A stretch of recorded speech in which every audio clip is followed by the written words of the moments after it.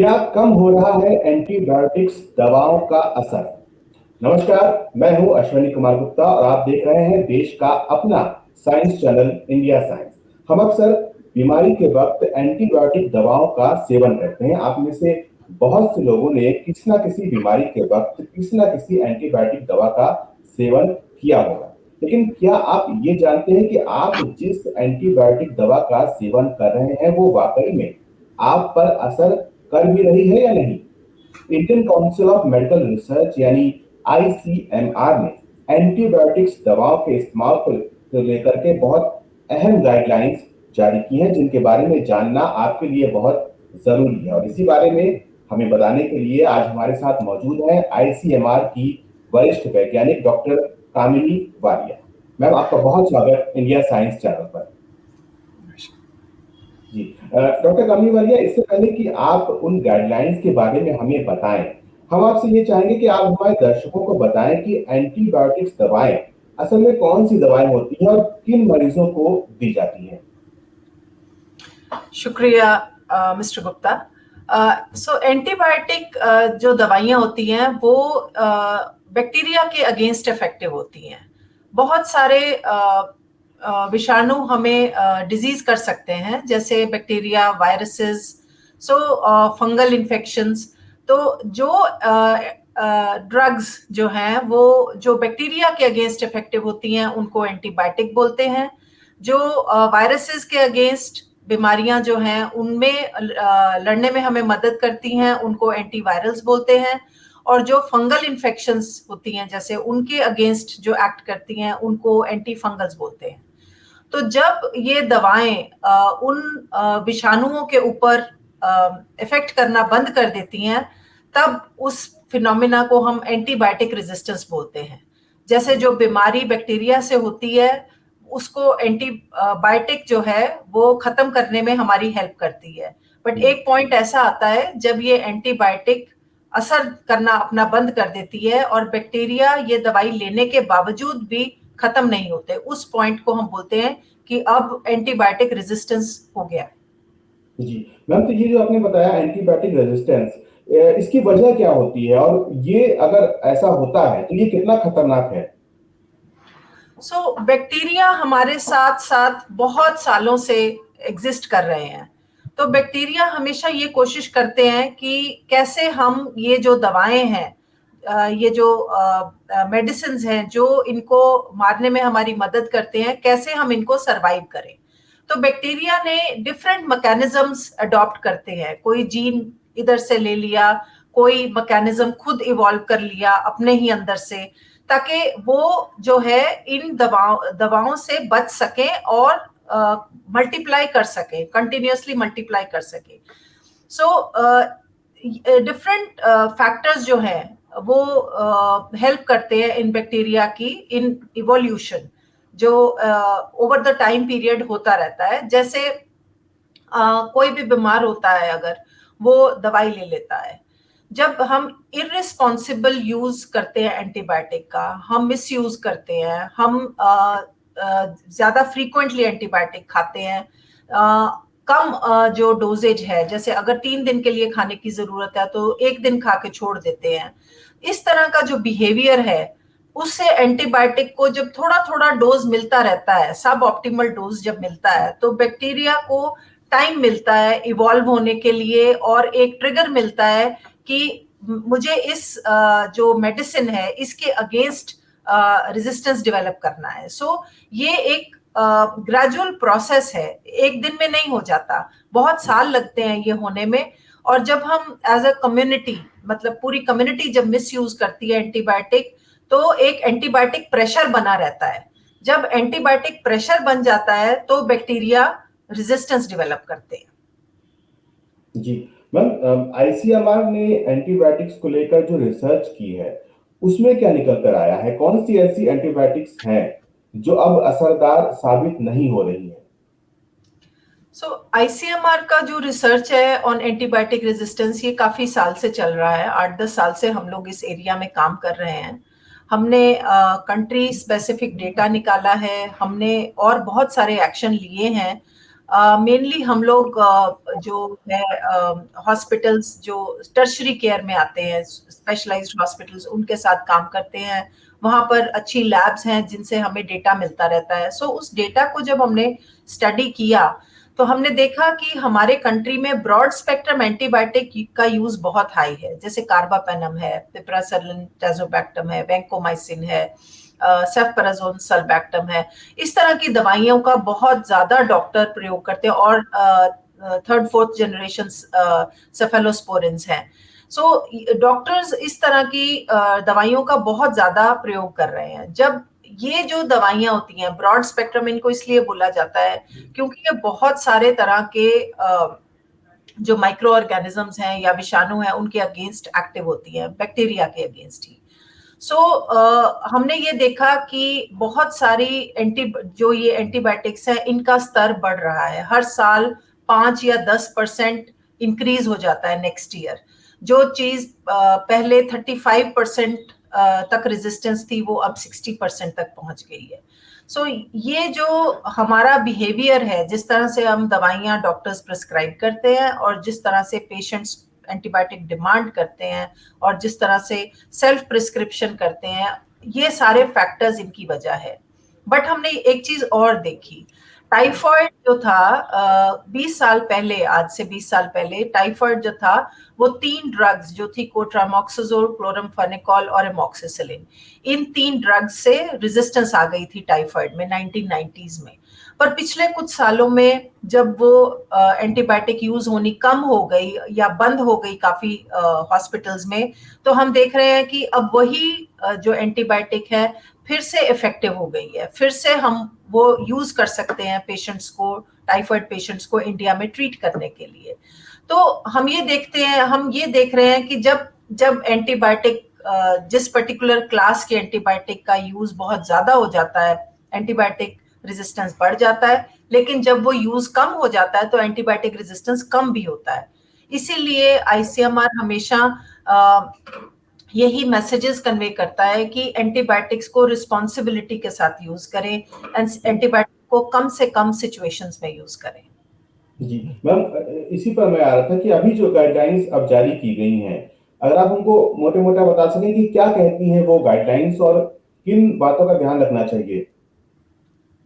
सो ये जो गाइडलाइंस है ये एक्सक्लूसिवली डॉक्टर्स के लिए हैं कि डॉक्टर्स डिफरेंट सिंड्रोम्स को कैसे ट्रीट करें। जैसे एक एग्जांपल के तौर पर हम यहाँ फीवर की बात करते हैं, जैसे ही बुखार आता है पेशेंट एंटीबायोटिक की तरफ भागता है, बट हर बुखार बैक्टीरिया के कारण नहीं होता। बुखार की इंडिया में एक टाइम पर मल्टीपल वजह हो सकती है। वायरल फीवर होते हैं काफी सारे, उसके साथ साथ टाइफॉइड हो सकता है अगर पेशेंट में गैस्ट्रोइंटेस्टाइनल सिम्टम्स है और एनलार्ज स्प्लीन है, वो डॉक्टर को देखने से पता चलता है। मलेरिया हो सकता है, डेंगू, चिकनगुनिया, हेपेटाइटिस, बहुत सारी वजहें हो सकती हैं फीवर के लिए। और बहुत सारी वजहों के अगेंस्ट एंटीबायोटिक काम भी नहीं करती। जैसे वायरल है, वायरल के अगेंस्ट एंटीबायोटिक इफेक्टिव नहीं होती, फिर भी बहुत सारे वायरल इन्फेक्शंस में पेशेंट्स एंटीबायोटिक लेते हैं। हमें इस तरह के बिहेवियर को चेक करना है। इसी तरह से हमने जो डेटा आईसीएमआर से हमने देखा, हमने रियलाइज किया और डॉक्टरों से डिस्कशन करने पर, थोड़ी और रिसर्च स्टडीज जो इंडिया में अवेलेबल है, हमें लगा कि एक गाइडेंस अवेलेबल होनी चाहिए कि डॉक्टर्स किस तरह से एंटीबायोटिक यूज करें, उनका राइट डोजेज क्या होना चाहिए, कितने दिन तक वो देनी चाहिए। ये नॉलेज रेडिली कहीं पर भी अवेलेबल नहीं थी। इस गैप को फिल करने के लिए आईसीएमआर ने ये गाइडलाइन बनाई है, जिसका हमने मोबाइल डाउनलोडेबल एप्लीकेशन भी रिलीज किया है 2 वीक्स बैक। जी मैम, तो क्या जैसा आप बताएं कि डॉक्टर्स के लिए जब वो एंटीबायोटिक्स प्रेस्क्राइब करते हैं तो कुछ खास तरह की सावधानियां बरतना चाहिए, या कोई खास टेस्ट या कोई जांच के बाद ही एंटीबायोटिक जो है वो देनी चाहिए मरीज को? बैक्टीरियल इन्फेक्शन के कुछ टिपिकल सिम्टम्स होते हैं। उन सिम्टम्स को वो डॉक्टर्स उस चीज पे अवेयर भी होते हैं, बट वो जो सिम्टम्स हैं पेशेंट्स को, वो क्लिनिकल जब तक आप एग्जामिनेशन नहीं करेंगे और डायग्नोस्टिक टेस्ट नहीं कराएंगे, उसके बिना आपको पता नहीं चलता। इसीलिए diagnostics test with supported with the clinical examination.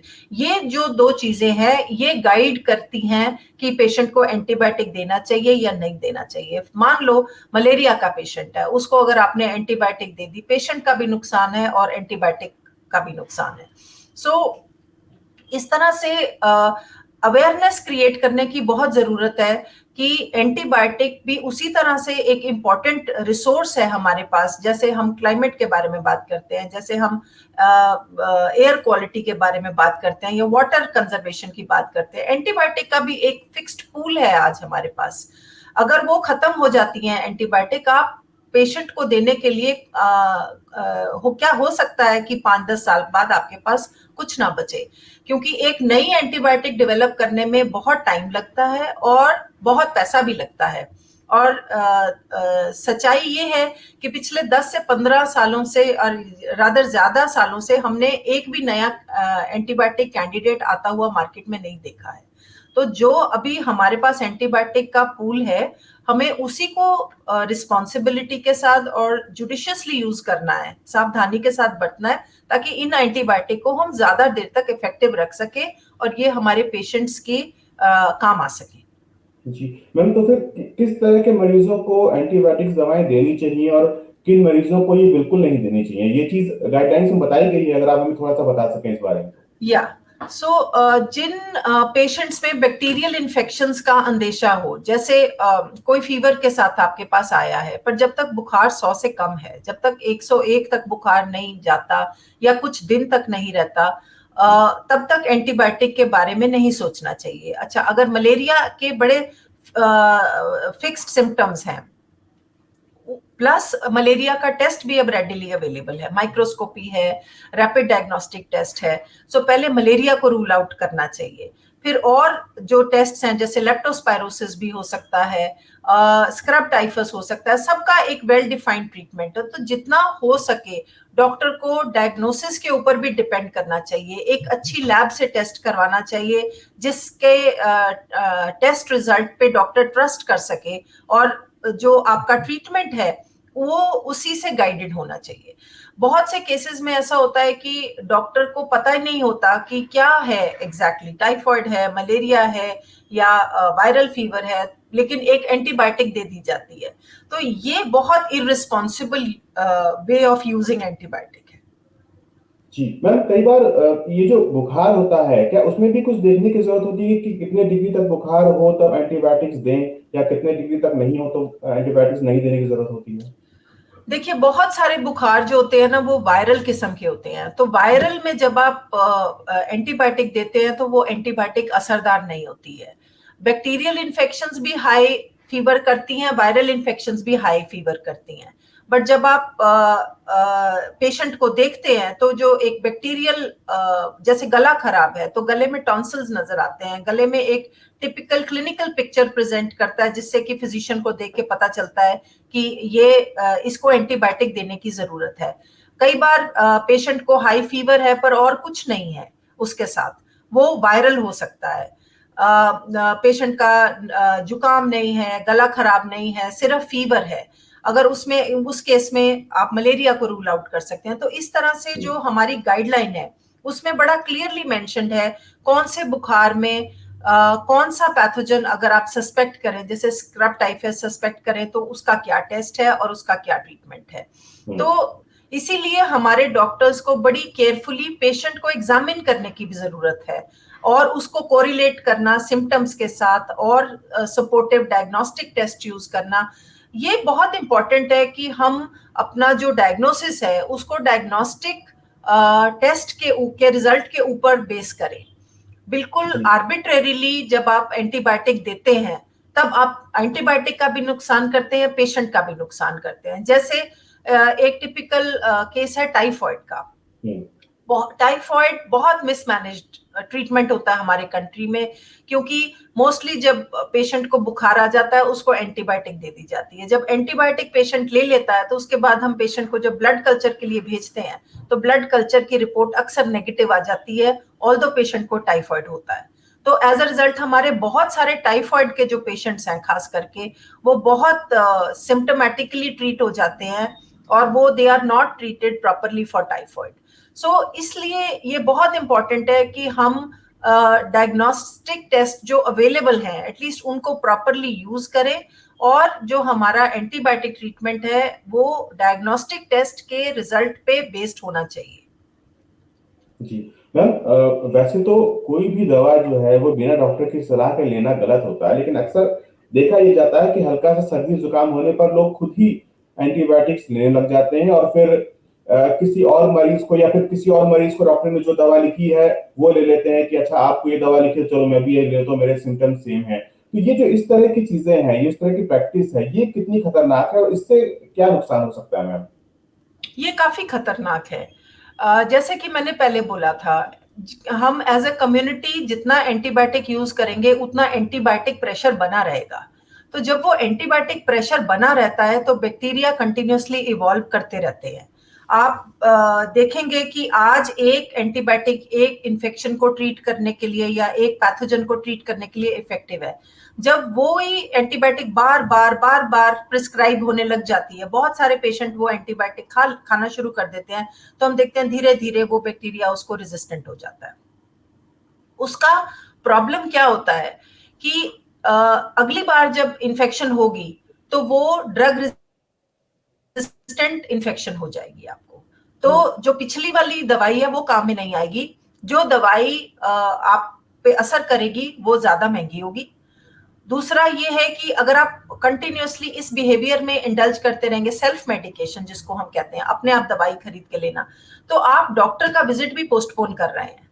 उसमें आप ज्यादा दिन तक बीमार रहेंगे, और बीच बीच में अगर आपको मान लीजिए टाइफाइड जैसी चीज है, बीच में आपने मल्टीपल एंटीबायोटिक खा लिए बिना किसी से पूछे, तो आपका ब्लड कल्चर भी पॉजिटिव नहीं आएगा, तो डॉक्टर को भी पता नहीं चलेगा कि आपको क्या बीमारी है। सो इसमें पेशेंट अपना भी नुकसान करता है, और जो एंटीबायोटिक जो ड्रग्स हैं उनको मिसयूज करके बाकी पेशेंट्स के लिए भी आपने वो प्रॉब्लम बढ़ा दी, क्योंकि कल को वो ड्रग जिस पेशेंट को बहुत ज्यादा इन्फेक्शन है उसमें काम नहीं करेगी। सो एज अ रिजल्ट सब लोग ज्यादा देर बीमार रहेंगे, ज्यादा एक्सपेंसिव उनके लिए ड्रग्स लानी पड़ेंगी, वो ड्रग्स भी काम करें उन पे कि नहीं करें ये भी पता नहीं होगा। तो इसलिए हमें ज्यादा जिम्मेवारी के साथ एंटीबायोटिक जैसी ड्रग्स यूज करनी है। जी मैम, एक और जो प्रैक्टिस बहुत कॉमन देखने को मिलती है कि अगर किसी और को डॉक्टर ने एंटीबायोटिक्स या कोई दवा प्रेस्क्राइब की है तो दूसरे लोग भी घर में अगर उनको भी हुआ तो वो भी वही सेम दवा ले लेते हैं। तो क्या एक मरीज जिसको कि डॉक्टर ने कोई दवा प्रेस्क्राइब किया या कोई एंटीबायोटिक प्रेस्क्राइब की है और मान लीजिए दूसरा मरीज जिसको भी सिम्टम्स सेम है, तो क्या वो सेम दवा ले सकता है या फिर ये जो प्रैक्टिस ये भी खतरनाक है मैम? नहीं, ये प्रैक्टिस तो काफी खतरनाक है, बिकॉज आपको पता नहीं है कि आपको क्या हुआ है, और आप एक ब्लाइंड उससे चले जा रहे हो क्योंकि इनको वो दवाई इफेक्टिव हो गई थी तो मुझे भी हो जाएगी। सो ये तो बिल्कुल नॉन साइंटिफिक तरीका है, और हमारी क्लिनिकल प्रैक्टिस तो काफी साइंटिफिक है। डॉक्टर के पास जाते हैं आप, डॉक्टर आपके सिम्टम्स पूछता है, आपके टेस्ट लेता है, फिर आपको दवाई प्रिस्क्राइब करता है। तो आप इतना शॉर्टकट उसमें यूज नहीं कर सकते, उससे आप अपना भी नुकसान करेंगे और एंटीबायोटिक जैसी ड्रग्स का भी नुकसान करेंगे। जी सो मैम, इस और इन चीजों से, इस तरह के बिहेवियर से परहेज करना चाहिए। जी और मैम, एक ये भी बात इंपॉर्टेंट है कि घर में जो बची कुची दवाइयां हैं उनसे अपने आप को ट्रीट ना करें, उनको एक दिन के लिए या 2 दिन के लिए ना दें। एक सिंपल चीज है यहाँ पर, बहुत सारे पेशेंट्स जब डायरिया होता है तो नॉरफ्लॉक्सासिन खाते हैं, वो एक पीले रंग की गोली आती है। पर अब जो हमने आईसीएमआर से रिसर्च करी है उसमें हमें ये पता चल रहा है कि अब काफी सारे पेशेंट्स में नॉरफ्लॉक्सासिन भी काम नहीं करेगी डायरिया के लिए, जो कि पहले बहुत इफेक्टिव थी। तो ये नुकसान हो जाता है पूरी कम्युनिटी का जब हम एंटीबायोटिक्स को इस तरह से इतनी गैर जिम्मेवारी के साथ यूज करते हैं।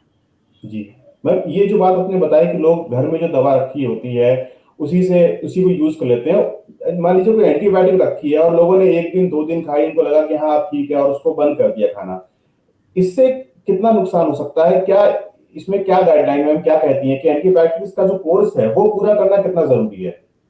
एंटीबायोटिक का कोर्स पूरा करना जरूरी है, और उसमें डॉक्टर की गाइडेंस भी जरूरी है। कभी आप देखेंगे डॉक्टर आपको 3 दिन के लिए दवाई देता है, और जब आप डॉक्टर से बात करते हैं कि अभी ये भी परसिस्ट कर रहे हैं सिम्टम्स, तो डॉक्टर कहता है फिर आप 5 दिन का कोर्स पूरा करिए।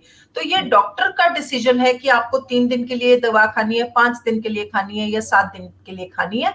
क्योंकि जब आप दवाई लेते हैं, दवाई का एक पर्टिकुलर लेवल ब्लड में रहता है, वो उतना लेवल रहना जरूरी है इन्फेक्शन को किल करने के लिए। जब आप बीच में डोज मिस करते हैं या बीच में बंद कर देते हैं, वो जो थोड़ा सा रह जाता है एंटीबायोटिक, वो बैक्टीरिया को ट्रिगर करने के लिए काफी है। बैक्टीरिया मरते नहीं है, बट उससे ट्रिगर हो जाता है और ड्रग रेजिस्टेंस मैकेनिज्म एक्सप्रेस करना शुरू करते हैं। तो इसलिए वो थोड़ा सा जो एंटीबायोटिक का लेवल मेंटेन करना है, उससे ना मरीज का फायदा होता है, लेकिन बैक्टीरिया को मौका मिलता है ड्रग रेजिस्टेंट बनने का। तो इन सब चीजों को अवॉइड करते हैं। इसीलिए बहुत इंपॉर्टेंट है कि एंटीबायोटिक पूरे डोज में ली जाए, ताकि जो पूरी डोज चाहिए बैक्टीरिया को किल करने के लिए, वो एट वन टाइम आपकी बॉडी में होना चाहिए। सो इसीलिए एक डोजेज है कि कोई दवाई दिन में 2 बार खानी है, 1 बार खानी है या 3 बार खानी है। तो वो जो साइंस है और वो अंडरस्टैंडिंग डॉक्टर के पास है, वो आपके पास नहीं है। तो इसलिए आप जब अपनी मर्जी से दवाई लेते हैं, अपनी मर्जी से डोजेज डिसाइड करते हैं, मैं 2 दिन खाऊंगा, मैंने 2 डोज खा ली है, तीसरी की जरूरत नहीं है, वो आप डिसीजन आप अपने ऊपर से छोड़ के आप डॉक्टर की सलाह माने, तो वो सबके लिए अच्छा होगा। जी मैम, मुझे लगता है कि ये जो बातें आपने बताई हैं ये बहुत अहम है लोगों के लिए जानना, और लोगों को इससे बहुत फायदा होगा। बहुत बहुत धन्यवाद मैम हमारे साथ जुड़ने के लिए और इतनी उपयोगी जानकारी हमारे साथ साझा करने के लिए। तो आज के इस खास कार्यक्रम में बस इतना ही। आप सब लोग अपना ख्याल रखिए और विज्ञान से जुड़े रोचक कार्यक्रमों और भरोसेमंद जानकारियों के लिए देखते रहिए इंडिया साइंस चैनल। नमस्कार।